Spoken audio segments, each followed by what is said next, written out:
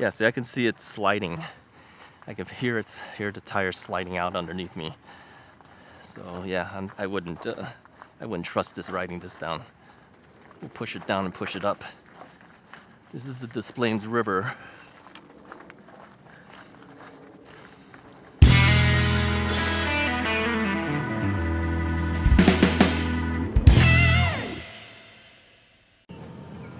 Hey, this is Russ. Yeah, I'm back out on the road again. What am I riding today?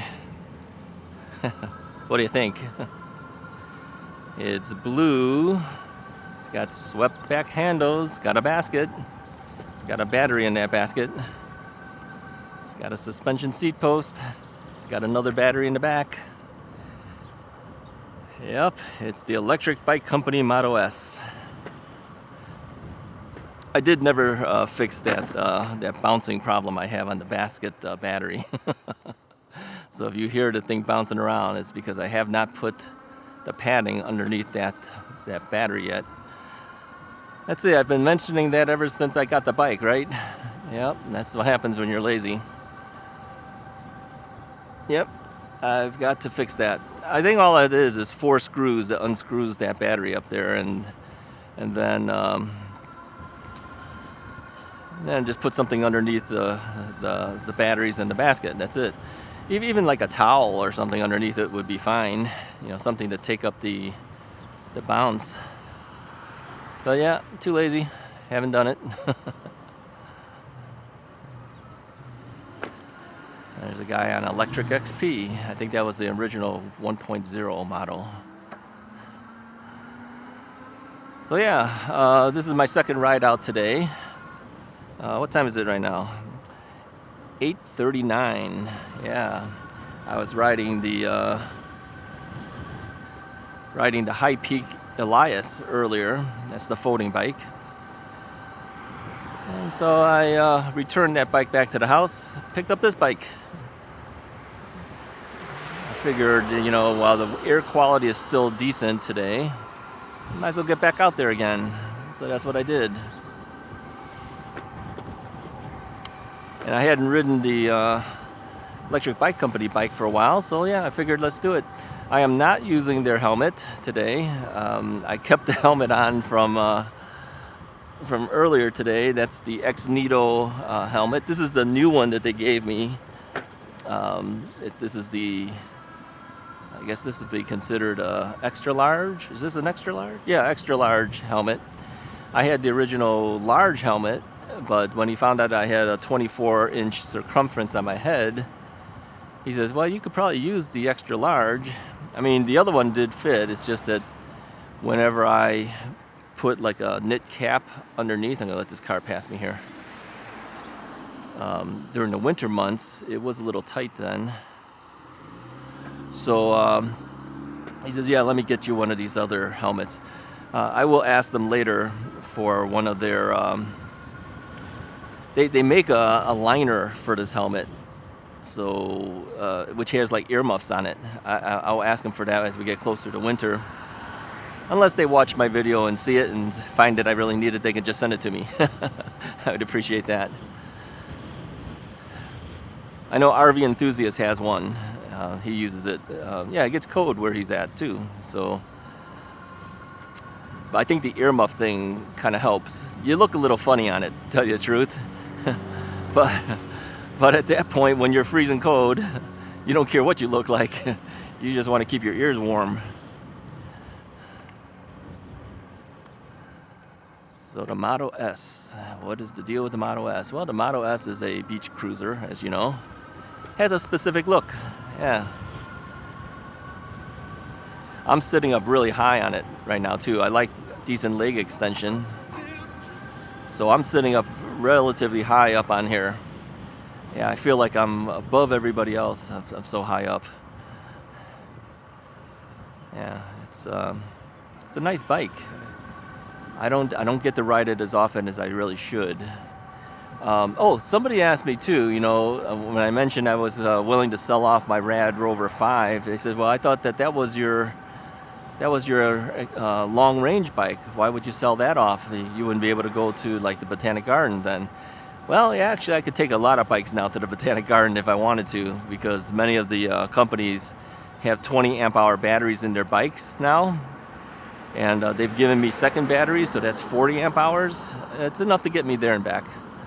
And if I really am nervous about it, I could take in a third battery, like for instance the Magicycle Deer or the Ocelot Pro. They both use the same battery, and I have second batteries for both of those bikes, so theoretically I could take 4 batteries with me at the same time. I don't know how you would mount that on your bike, but I have enough, like 4 batteries on one bike if I wanted to. And those are all 20 amp hour batteries, so I could take 80 amp hours with me if I wanted to. So I could do it. I don't really need to have the Rad Rover 5.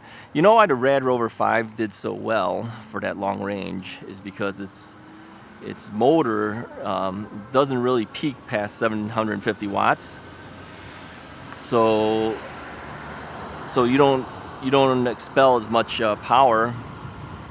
You don't eat up more of your battery with that bike. That's why I'm able with two 20 amp hour 52 volt 20 amp hour triangle batteries in there. I can do that 60 plus mile of range on that bike and not worry about it. But on these other bikes that have 20 amp hour batteries, that's a nice Corvette. I always look at the cars. There's one parked over there.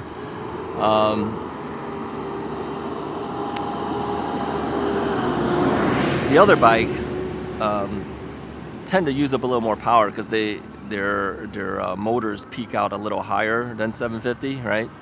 So it could be over 1,000 watts of peak power. So even though their motors claim 750, it could peak out at, I don't know, 1,000, 1,100 watts or so.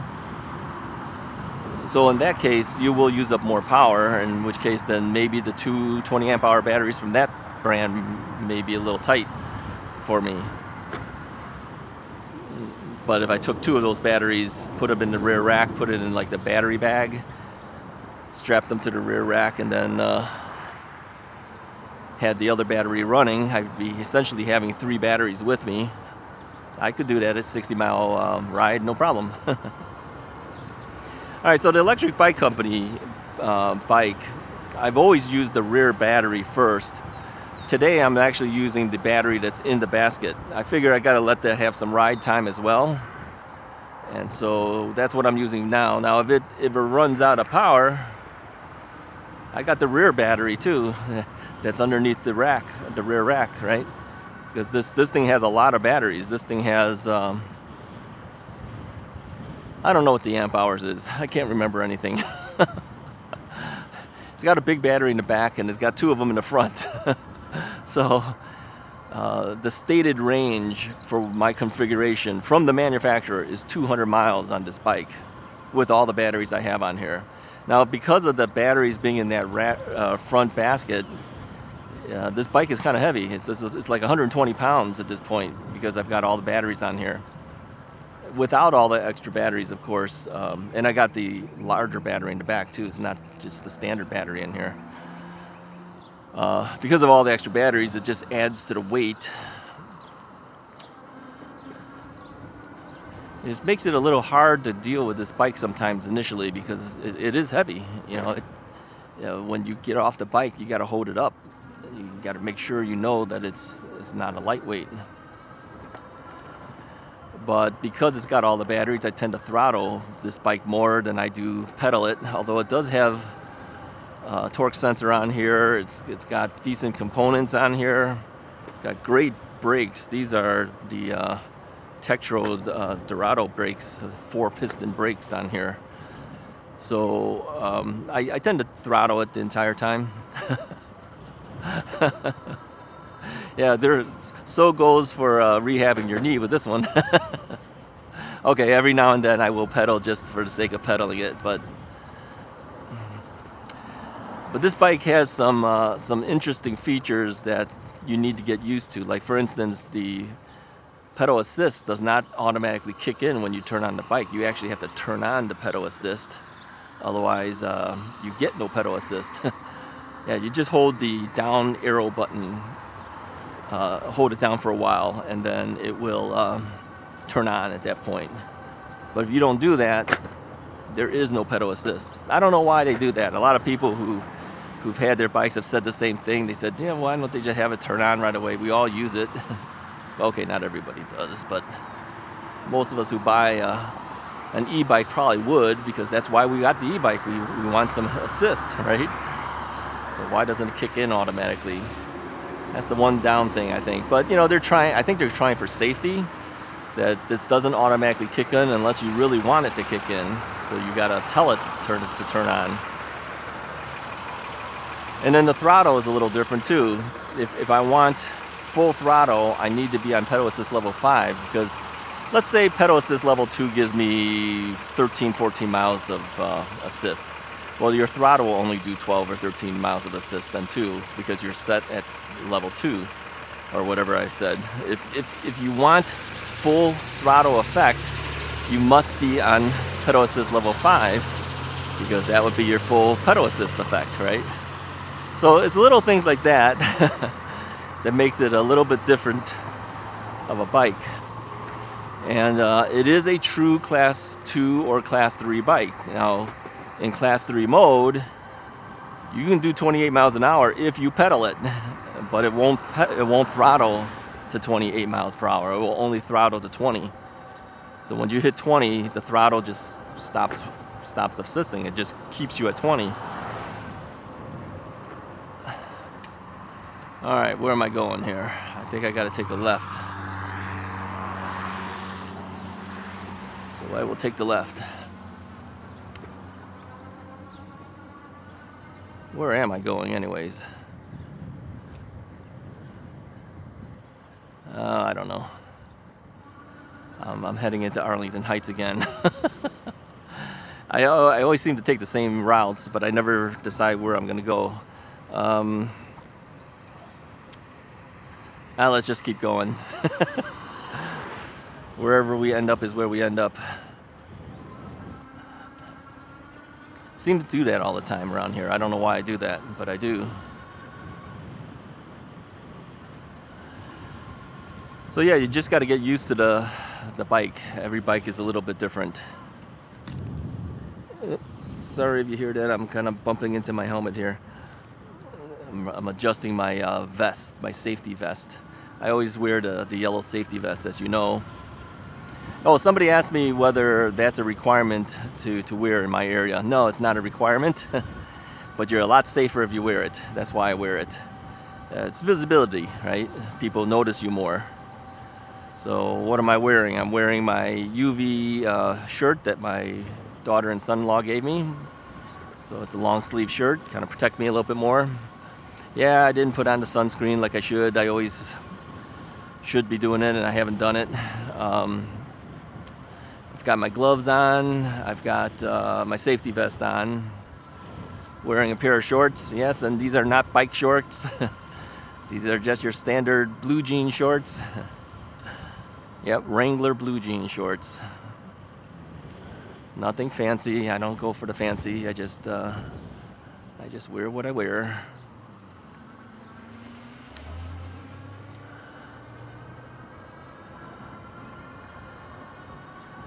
So yeah, what other comments have come in? I still owe you guys a question and answer video. A number of you guys gave me questions. I never answered it.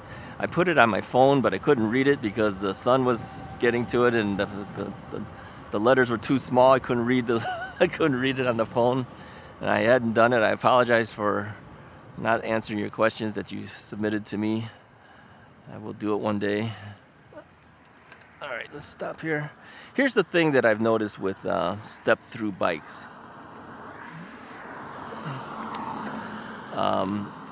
With a step-over bike, you got that center bar on the top here, right here. If you get off the bike, your legs kind of hold the bike in place, right? Step-through bike, if you get off the bike and you let go of the bike is going to fall, all right? You have nothing that your legs can hold up the bike with. It'll just tip over. So you have to hold the bike, and that is the one thing that I have a difficulty with, because as you know, a lot of times I'm adjusting my audio recorder or cameras or whatever. Well, I can't do that easily because one hand has to hold the bike while the other hand is trying to mess with things. It's not easy to do. So that's my one regret with step-through designs. I just can't hold up the bike very easily. You gotta hold it with two hands. In fact, this bike, you better hold it with two hands. It's, you know, because you can drop the bike if you don't.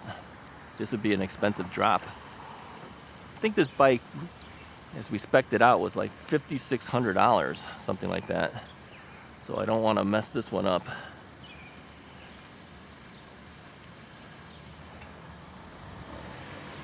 So, here's another thing people mentioned to me recently. They said, you know, you can get handlebar extenders.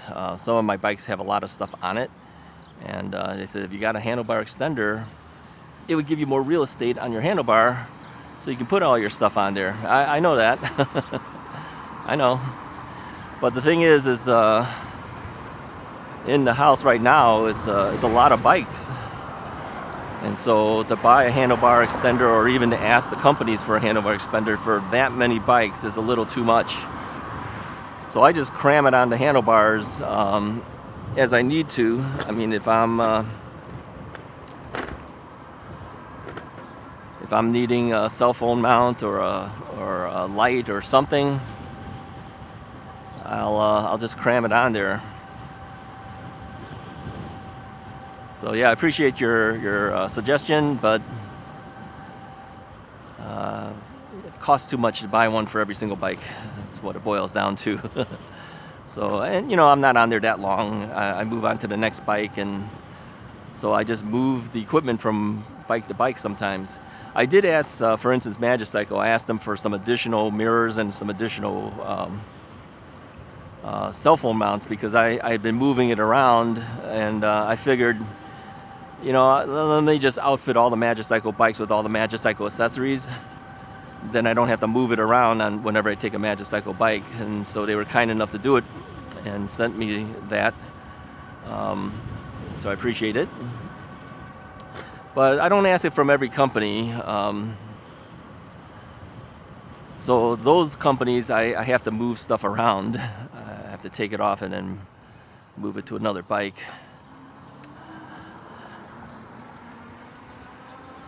I know whenever I'm riding this bike, it does look a little funny. You know, a beach cruiser, big guy, yellow vest.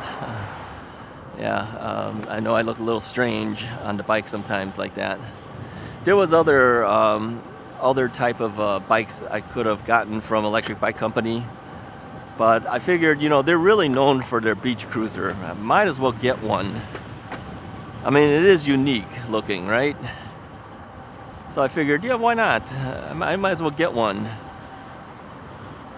Okay, I mean, if all my bikes look kind of the same, what's the point? Let's get something different. So that's why I have one of these.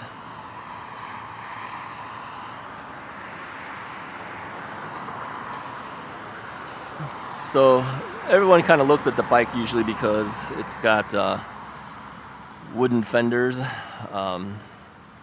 got a custom paint job on it. You know, it's got the front basket. I should put a little doggy there, you know, like Toto. Actually, the Wicked Witch of the West, I don't think she put Toto in the front basket. I think she had a rear basket. She had a picnic basket, I think, and I think that's where she put the little dog. You know, I'll get you, my sweetie, and your little dog too. Yeah, I remember Wizard of Oz, when it first came out when I was a kid. Well, it was out before I was a kid, before I was even born. But when I was a kid, and the first time I ever saw it, I remember it was a scary movie. Yeah, he had flying monkeys and a wicked witch. Come on, scare little kids. Now we look at it and we go, oh, that's so fun to watch, you know. But back then, yeah, it was kind of scary. I remember watching the very first time The Birds. Remember that? Alfred Hitchcock? Yeah, I was scared. That was scary. Yeah, as a little kid, that's scary.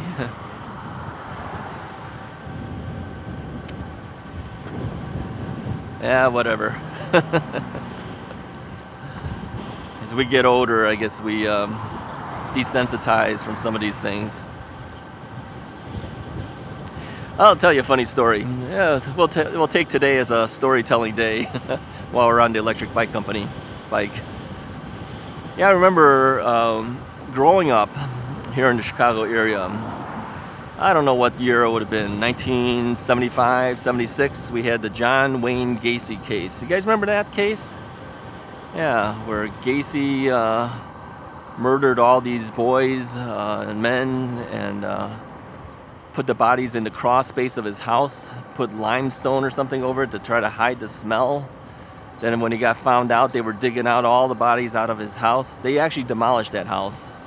I think it was in Des Plaines, if I'm not mistaken. You local guys, if you remember, tell me. But, you know, I would have been like a senior in high school, something like that. I remember thinking, wow, that is just crazy. I said, imagine being the evidence technicians that have to deal with that, dig up all those bodies, and what a terrible job. I go, what kind of crazy person would want to take a job like that? Years later, who would have thought when I'm like 29, 30 years old, I would retrain and learn to become an evidence technician out in San Diego area. Who would have thought? I would have never thought I would have taken some type of job like that. Now, luckily, I'd never had cases quite as bad as that. But, yeah, I did have my refrigerator man case. If you don't know what that is, yeah, look it up. Go to the Russ is Right channel. Go to the playlists and look at the playlist called Forensics. Talk about some of my cases there. And but yeah, that was terrible too. But not quite as bad as something like the Gacy case. Yeah. Yeah. The things you do as you get older that you never would have thought you would have done when you were younger. Craziness. All right, what's going on here? Motorcycle gang. They're messing with their motorcycles there. I think one of the motorcycles might have had a problem or something. Motorcycle gang. Yeah, we always think of motorcycles as gangs. Not all of them are gangs. It's a club. I think that was on Saturday Night Live once, way back in the day. It's not a gang, it's a club.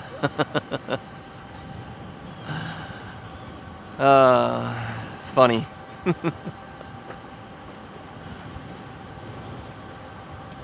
Yeah, I miss my days in forensics.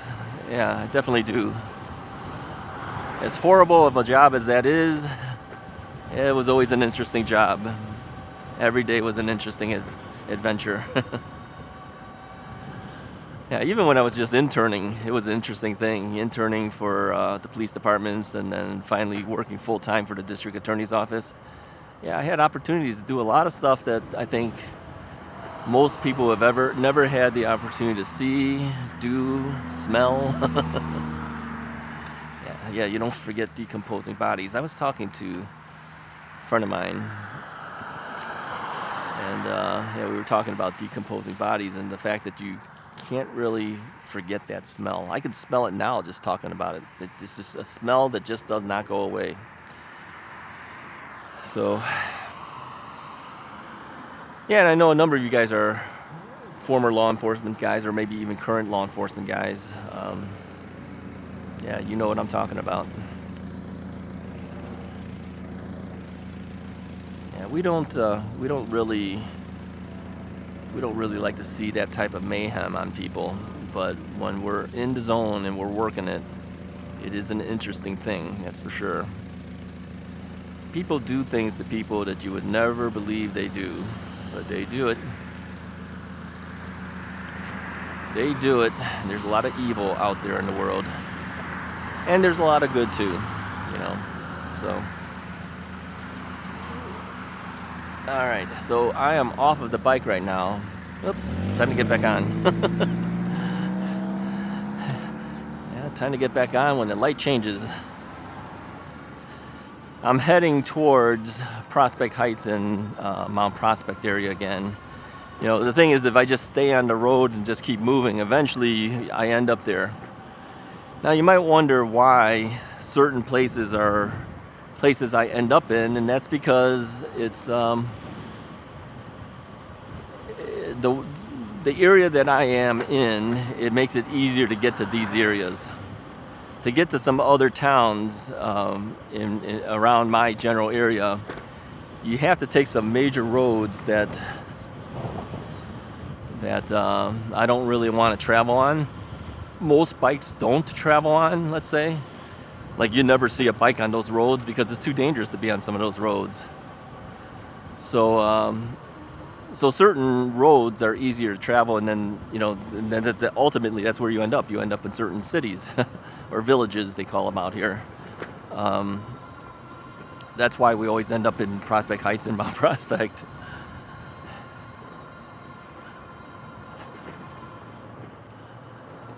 Yeah, we're just passing some little man-made lake areas. I don't know, is that a retention pond or is that what? But, you know, some of these guys are fishing out there.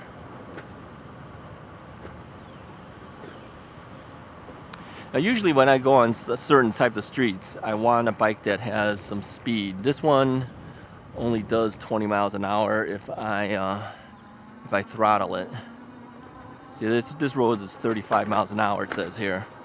Then eventually it turns into a 25 mile per hour zone. But they don't get a whole lot of cars coming down this road. You know, you get some, but not lots of them. So I'm okay taking the bike. This is where I hear that rattling. That's why I kind of feel I really need to take those batteries off, put some padding underneath it so it doesn't bounce so much on the basket. If I have one suggestion to electric bike company, it would be this. Get a good rubber pad underneath those batteries. I know they put something there. I think there is something there, but they need something thicker, maybe, so you don't actually hear the rattling of the battery box hitting the basket. I mean, it is screwed down. There's 4 screws underneath. All I need to do is take 4 screws off, but those screws are not really that long. So I can't put a really thick pad underneath, but you do need something under there. Otherwise, you do hear that rattling sound when you hit a bump. It's probably not even doing anything to hurt it. It's just irritating to hear the noise. That's all. And because of that, I've been hesitating and taking the bike out sometimes.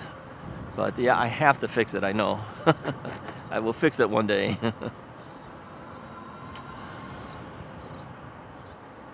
Okay, another stop. Oh, here we go. We get to keep going. Nice.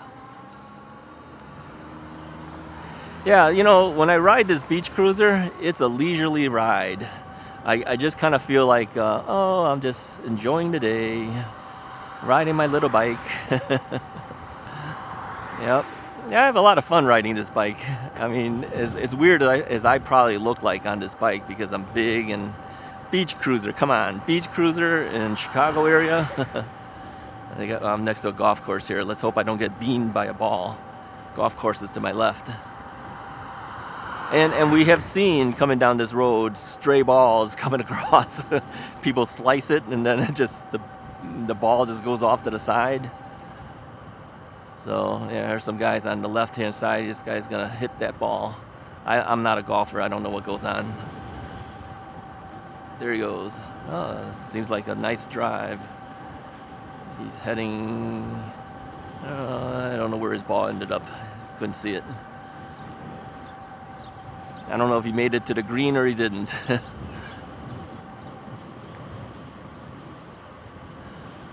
Yeah, this bike is actually very nice to ride. I would say this. I am totally upright. Right now, I am sitting totally upright. You know, the swept back handlebars like this, you don't have to lean forward or anything. You just sit straight up and down. Yeah. I feel really tall on this bike. I am actually very tall on this bike because of that. Oh, green light again. I am very tall on this bike.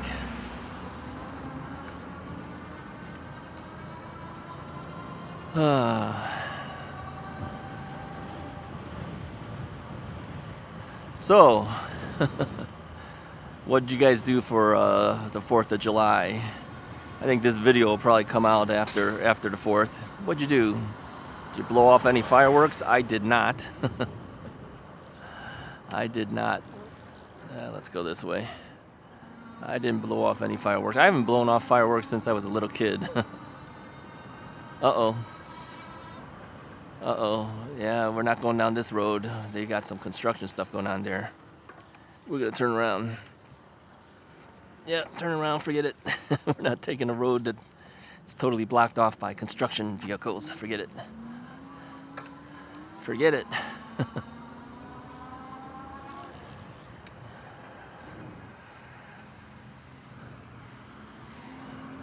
Let's go this way. Let's go into the industrial park.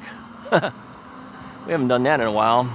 There's an industrial park area in this area. I think we're in Mount Prospect now at this point. Let's go through there. We're just riding around and talking anyways. What's the difference? Let's do it. Yeah, the air quality today showed like 64. I'm not really sure what's considered really bad. You know, 0 being ideal air quality. I don't think you'll ever see that, but the lower the number, the better. I don't know what the numbers were when the peak of the bad air quality was. Was it 100 and something? Was that what it was? 120s? I don't know what it was. It was really bad. I mean, you couldn't. The smoke was so bad, it just looked like a big dense fog, but it was really just smoke. Today, not so bad. I mean, I still see a little bit of haze, but very, very little in comparison. So yeah, it wasn't bad at all today. So I figured I'd go out, I'd ride some, make some videos while I can. I may end up splitting these rides into a couple rides as we talk about different things. We're not doing anything major. I mean, we're not going 60 miles out or anything like that. But we'll do what we can do while we can do it. My wife said the same thing. She says, you're gonna go out and ride, you know, do as much as you can because you may not have the days where you can go out. It's true. So I may split some of these rides into a couple of different rides. So I apologize if you see me on the same bike, you know, the very next day you watch a video. It's because maybe it's the ride back home. But you know, as people told me before, it's not always just the ride. I mean, they like watching where I'm going, but it's also the talk, right? The discussion that we have. That's why on a video, for those of you who make videos, your audio has to be really good. If your audio is terrible, nobody's gonna watch your video. It's true. Yeah, a lot of people have said for YouTube videos that if the sound is so bad that they can't understand you, or you're so distorted, they're not going to watch your video. That's true. So yeah, make sure your audio sound good. This is one of the reasons why I didn't really want to ride with a mask on, because I know that my audio would be bad. I would sound muffled, right? We're in the industrial park area now, by the way. Let's take a right. And so I've always strived to get good audio for you guys besides, you know, the visuals.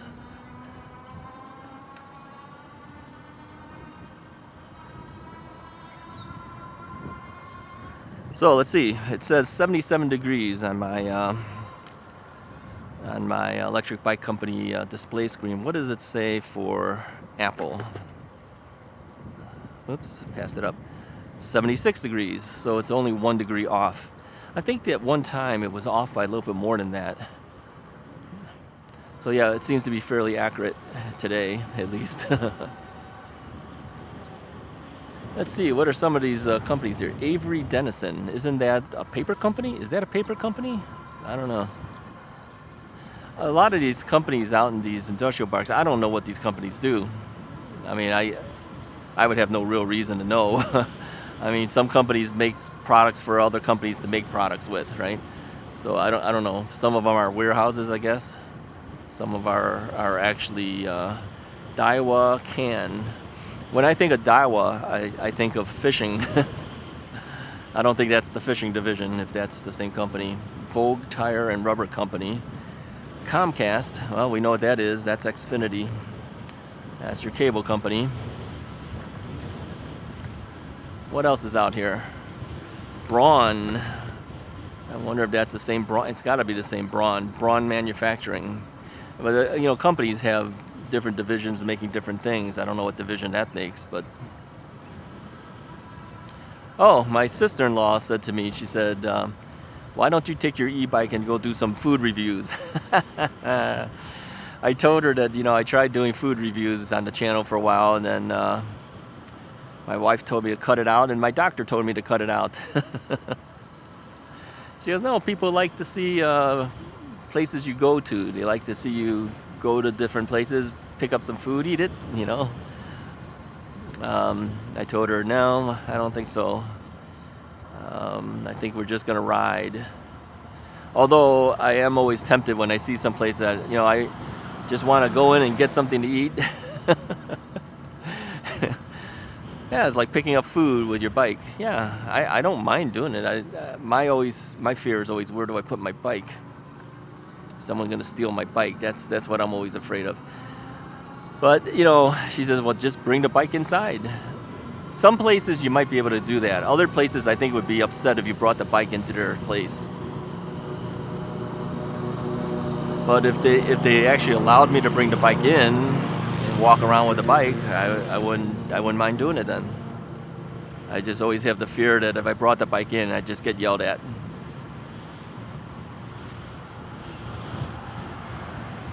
All right, we're gonna end up on Wolf Road, it looks like. Now Wolf Road up here is a little bit tougher road to ride on because the cars do move faster. But maybe we'll hit the Des Plaines River. What do you think? I don't know. Should we do the Des Plaines River? I don't know whether I can trigger this light here. I don't see any other cars right by me. I don't think I have enough metal to trigger the light. We'll stand here for a while. I mean, the button is way off to the side where the sidewalk is. I'm not anywhere close to the sidewalk. I'm in the left turn lane right now. I may be standing here for a while. We may have to invoke the 2-minute rule. Yeah, in Illinois we have a 2-minute rule. If you stand by a, oh, okay, here comes a car. Maybe he'll trigger it for us. Oh, they're going past it too fast. They may never be able to trigger it.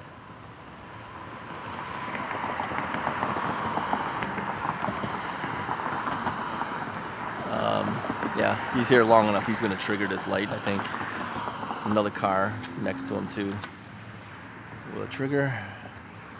If it doesn't trigger, I'll invoke the 2-minute rule. If you stand long enough past 2 minutes, you have the legal right to go past that stoplight.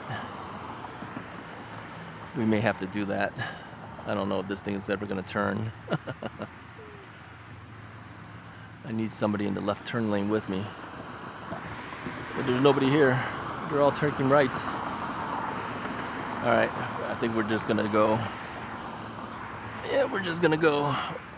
By the time this thing happens, the 2-minute rule would have happened anyway. So, now, no comments of you passed the red light. No, we have the rule here in Illinois that allows us to do that. We can pass a red light if we want to after 2 minutes. Maybe I didn't hit quite the 2 minutes, but you know, would they really know I was sitting there for 2 minutes? Or a minute 45 seconds? How would they know? All right. We're gonna take this road. Let's see. Oh yeah, we got to get to the Des Plaines River Road to do this. All right. Well, we got to take a right.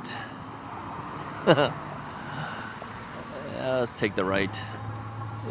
This road is 40 miles per hour. It's a single lane per side.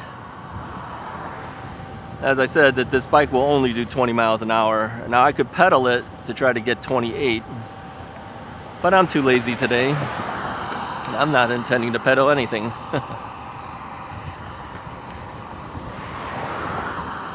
But these cars can go around me, you know. It's not that bad. You know, if there was a lot of cars on the other side of the road and then they can't pass me, that's another story. Now, when I hit Des Plaines River Road, that is a 40-mile-an-hour zone as well, and that's 2 lanes on both sides, but that's a little more dangerous.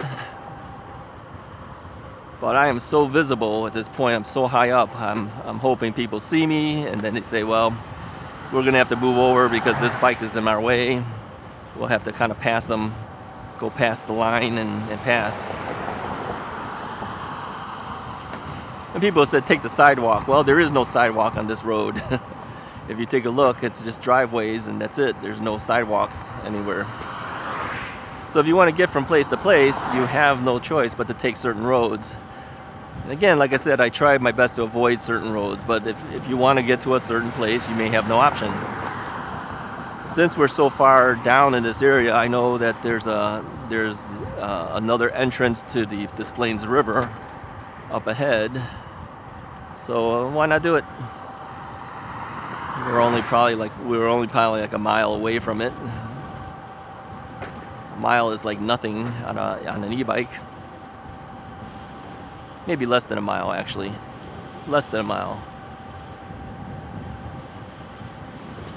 I'm not fearful of my batteries.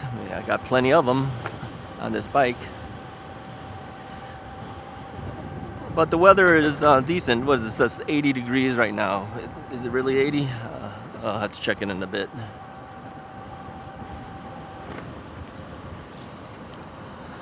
All right. Now we're gonna play the game with this road too. I'm gonna move way up here, hoping that any car behind me can trigger it if they're trying to make a left turn. I don't know if the right turn cars ever really trigger the lights for us. The left turn cars would, of course, trigger the light, because we can do a right turn on red here.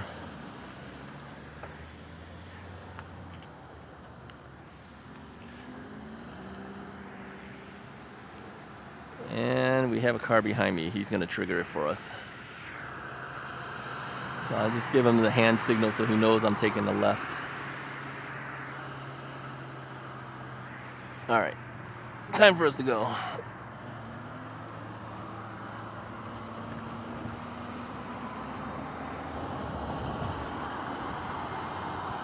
Okay, I was wrong. 45 miles an hour. Russ is never wrong. Told you guys that. The sign was mistakenly done. 45 miles an hour road. Look at this old car to the left. I don't know if you can see it. It looks like an old Model T or something. It's actually in pretty beat up shape though. There's a place out here called the Volo Auto Museum. If you guys locally, if you've gone there or not, I've been there several times. I took my photography classes to it. And you know, we take pictures of the old cars and everything. But yeah, you could buy like old Model Ts. They sell it. They refurbish them and sell them. But they're in a lot better condition than that one is. I think you could buy one of those things for like $28,000 or something. I think I saw something like that. I don't know why anyone really would need one, but you do it just for the fun of doing it. All right, let me show you this. We've done this once before. I think it was last year, once or twice before, where we're going down towards the Des Plaines River. Let's see how well this bike does. It's going down this gravel. Maybe not a good idea. Let me get off the bike. I don't trust this. We'll walk it. Yeah. So this is the yeah. See, I can see it sliding. I can hear the tires sliding out underneath me. So yeah, I wouldn't trust this riding this down. We'll push it down and push it up. This is the Des Plaines River.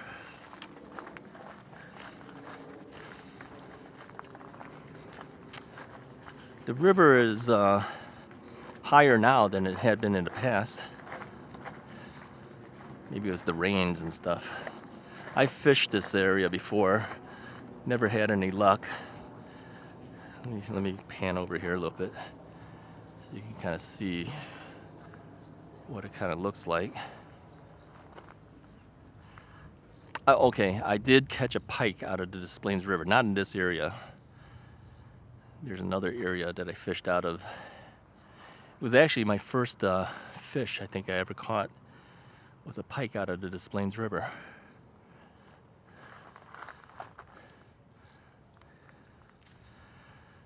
This is relatively low water area. If you put waders on, you could probably just walk across this thing without a problem. This area is not that deep. I mean, other areas it would be deeper, but this is really low. Sometimes this thing is so low, it looks like there's not even a river here. Yeah, nice, huh? Kind of nice change. What are we doing for battery here? It shows 47.1 volts, 82 degrees. Yeah, we were going to check the weather here. 76. See, this is why I said it's not accurate, but let me see what this thing changes here. Yeah, it says 82. Apple says we're at 76, so I don't think that's accurate. I trust the Apple one better. I think wherever their sensor is must be somewhere that reads it differently. Unless it's not reading the weather. Is it reading something other? Temperature? Battery temperature? What is it? I have no idea. I would tend to think it should be weather. Alright, let's go up. I think before, they added a lot more gravel here. Before, it was just dirt, and I rode down this and then rode back up, but with the way this gravel is set up here, I don't think so. I think I'd slide out.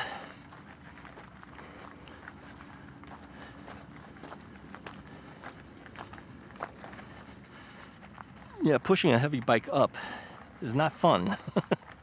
I can tell you that. All right. We are off the gravel section. Let's get back on the bike. Oh, let me show you the bike. I don't think I showed you the bike. Let's move it off here.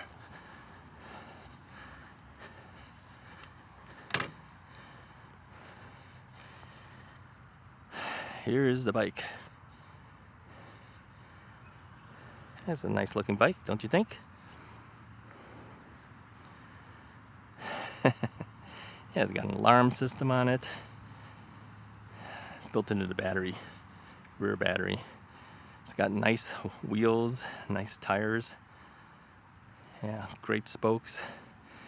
Yeah, they put together their own wheels.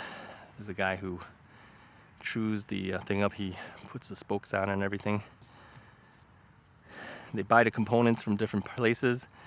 They build it out in California. Yeah, let's clean it up a little bit.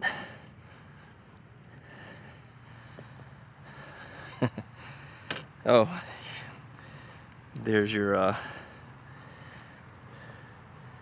wood fenders. I really like the wood fenders. It really stands it out. Okay, let's get back on and head back.